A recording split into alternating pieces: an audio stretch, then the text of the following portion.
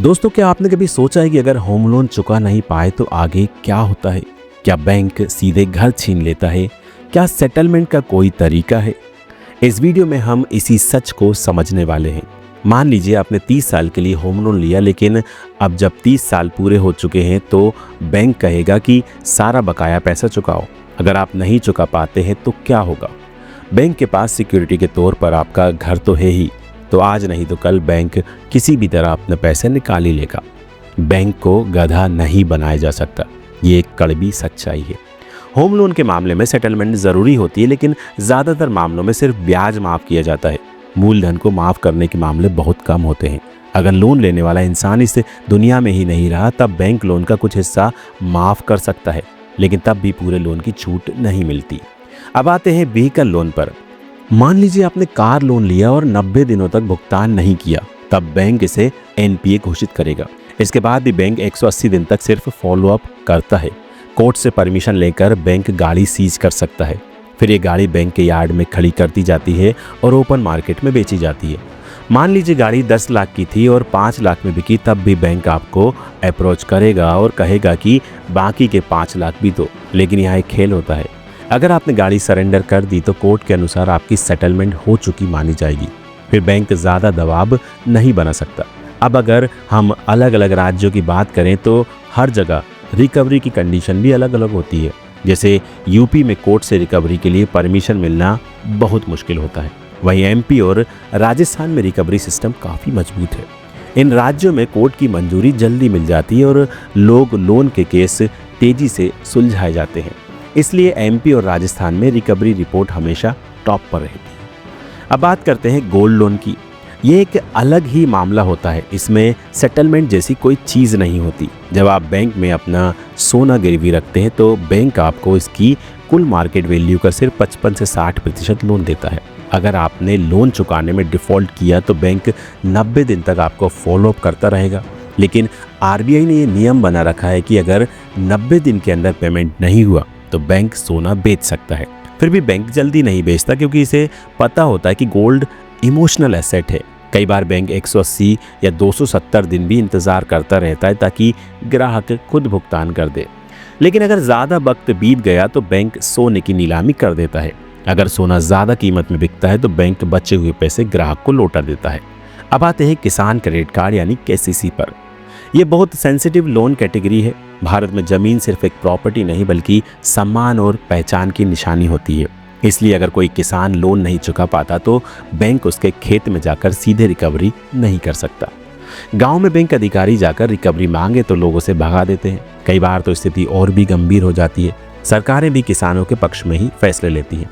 इसलिए भले ही बैंक किसान की ज़मीन को सिक्योरिटी मानता है, लेकिन व्यवहार में ये एक अनसिक्योर्ड लोन की तरह ही काम करता है। अगर किसान 5 लाख का लोन नहीं चुका पाता तो अक्सर बैंक इसे 40 से 50% भुगतान पर सेटल कर देता है। ब्याज को भुला दिया जाता है और मूलधन का भी सिर्फ कुछ ही हिस्सा वसूला जाता है। अब हम कंज्यूमर ड्यूरेबल लोन की बात करते हैं, यानी वे लोन जो किसी ने टीवी, फ्रिज या मोबाइल खरीदने के लिए लिए थे। अगर किसी ने 50,000 का लोन लेकर टीवी खरीदा और उसे चुकाने में डिफॉल्ट किया तो बैंक टीवी को उठाकर नहीं ले जाएगा। इसे पर्सनल लोन की तरह ट्रीट किया जाएगा और रिकवरी उसी हिसाब से होगी। बैंक लगातार ग्राहक को कॉल करेगा, ईमेल भेजेगा और कई बार एजेंट भी भेजेगा।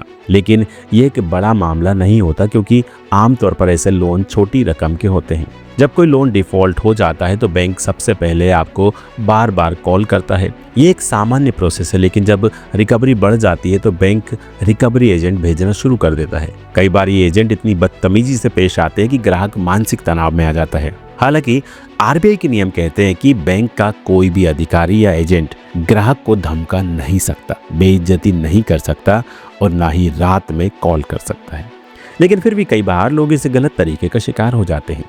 अब मान लीजिए कि कोई व्यक्ति बहुत ही खराब आर्थिक स्थिति में है और लोन चुकाने में पूरी तरह से असमर्थ है। बैंक को इस बात की जानकारी है कि इस व्यक्ति से पैसे वसूलना मुश्किल है, तो बैंक सेटलमेंट ऑफर करता है। इसका मतलब यह है कि बैंक कुछ रकम माफ़ करके बाकी रकम लेकर केस को खत्म कर सकता है। लेकिन ध्यान रहे, सेटलमेंट करने का मतलब यह नहीं कि आपका सिविल स्कोर ठीक रहेगा। एक बार सेटलमेंट हो गया तो आपका सिविल स्कोर खराब हो जाएगा और आगे आपको कोई भी लोन लेने में दिक्कत होगी। अब सवाल उठता है कि क्या बैंक सीधे घर या गाड़ी पर कब्जा कर सकता है? इसका जवाब है नहीं। बिना कानूनी प्रोसेस के बैंक ऐसा नहीं कर सकता। होम लोन के मामले में बैंक को सबसे पहले नोटिस देना पड़ता है। इस नोटिस के जरिए ग्राहक को 60 दिन का समय दिया जाता है। अगर इन 60 दिनों में भी लोन नहीं चुकाया गया तो बैंक कोर्ट में मामला लेकर जाता है और प्रॉपर्टी की नीलामी की प्रोसेस शुरू करता है। कई लोग सोचते हैं कि अगर बैंक प्रॉपर्टी नीलाम कर दे तो मामला खत्म हो जाएगा, लेकिन ऐसा नहीं है। मान लीजिए कि आपने 50 लाख रुपए का लोन लिया और आपकी प्रॉपर्टी 40 लाख रुपए में बिकी, तो बाकी के 10 लाख रुपए बैंक आपसे वसूल सकता है।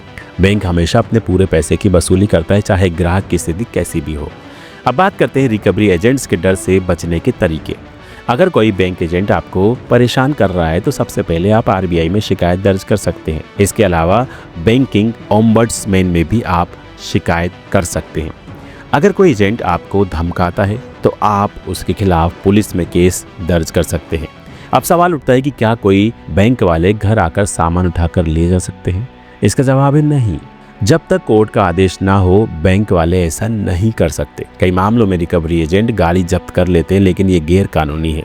अगर कोई एजेंट बिना कोर्ट के आदेश के गाड़ी उठाता है तो आप उसके खिलाफ आईपीसी की धारा 392 के तहत केस दर्ज कर सकते हैं। अब जानते हैं कि बैंक से समझौता यानी कि सेटलमेंट करने के सही तरीके क्या हैं। जब कोई व्यक्ति बैंक से लोन लिया हुआ होता है और चुका नहीं पाता तो उसे घबराने की जरूरत नहीं होनी चाहिए।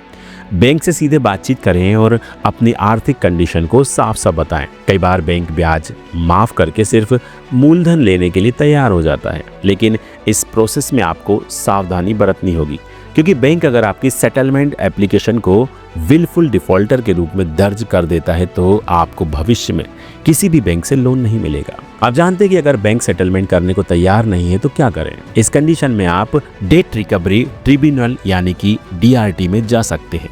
ये एक स्पेशल कोर्ट होती है जहां आप अपनी कंडीशन रख सकते हैं और बैंक के खिलाफ राहत की मांग कर सकते हैं। एक और अहम सवाल ये उठता है कि क्या बैंक लोन माफ कर सकता है? इसका जवाब है बहुत ही कम मामलों में। किसानों के लोन कई बार सरकारें माफ कर देती हैं, लेकिन पर्सनल और होम लोन के मामलों में बैंक शायद ही कभी पूरा लोन माफ करता है। अगर किसी की आर्थिक स्थिति बहुत ही खराब हो जाती है तो वो इंसॉल्वेंसी डिक्लेयर कर सकता है, यानी खुद को कानूनी रूप से दिवालिया घोषित कर सकता है। लेकिन ये एक जटिल प्रोसेस है और इसका असर भविष्य में बैंकिंग गतिविधियों पर पड़ता है। तो दोस्तों, आज हमने जाना कि बैंक लोन की रिकवरी कैसे करता है, सेटलमेंट के क्या तरीके हैं और आम आदमी को गैर कानूनी रिकवरी से कैसे बचना चाहिए। उम्मीद है कि ये जानकारी आपके काम आएगी। अगर आपके पास कोई सवाल हो तो कमेंट में ज़रूर बताएं। मिलते हैं अपने अगले वीडियो में, जहां हम और भी ज़रूरी जानकारियां आपके लिए लेकर आएंगे। तब तक के लिए सुरक्षित रहें और सही वित्तीय फैसले लें।